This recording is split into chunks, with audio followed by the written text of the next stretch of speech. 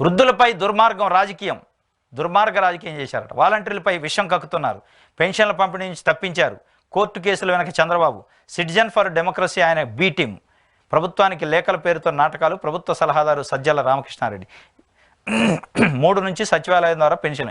ఇది వాస్తవంగా ఈ దుర్మార్గం. పెన్షన్లు పంపిణీ చేస్తున్నారు. ప్రతి నెల 1వ తారీఖు వృద్ధులు కానీ వికలాంగులు కానీ పెన్షన్లు పొందే ప్రతి లబ్ధాడికి ఇంటికి పోయి వాలంటీర్లు వాళ్ళ ఇంటికి పోయిస్తారు. గడపకి పోయి ఒకటే రోజులో మొత్తం 50 ఇండ్లు కంప్లీట్ అవుతాయి.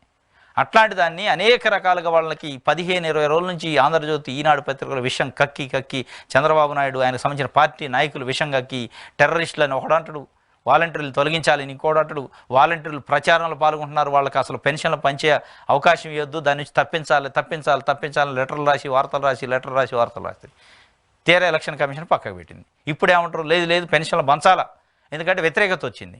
చంద్రబాబు నాయుడు వల్లనే మాకు ఇంటికి వచ్చి ఇచ్చే పెన్షన్ పోయింది. ఇంటికి వచ్చే పెన్షన్ 1వ తారీఖు రాకుండా 4వ తారీఖు 3వ తారీఖు పోయింది. అది కూడా మేము ఆఫీసుల చుట్టూ తిరిగి తీసుకోవాల్సిన పరిస్థితి ఏర్పడింది. చంద్రబాబు నాయుడు మా పైన విషం కక్కిండి అనేది వృద్ధుల్లో, వికలాంగుల్లో, పెన్షన్దారులలో వచ్చింది. దాని నుంచి తప్పించుకోవాలి. లేదు మేము అనలేదు.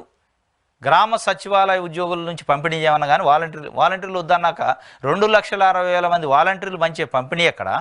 గ్రామ సచివాలయంలో 1,50,000 మంది ఉంటే దీనికి ఎక్కడ? అది అయిద్దా? అయ్యే పని కాదు.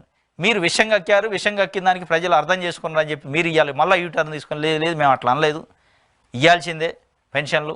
ఎట్లా ఇస్తారు? నువ్వు లెటర్ రాస్తే ఎలక్షన్ కమిషన్ ఉత్తర్వులు ఇచ్చా, మొత్తానికి అయిపోయాయి. మొత్తానికి దానికి మళ్ళీ ఆ నష్ట నివారణ చర్యల్లో లేదు మాది ఈ పార్టీ మాది ఆ పార్టీ, మేము అట్లా అనలేదు ఇట్లా అనలేదు అనే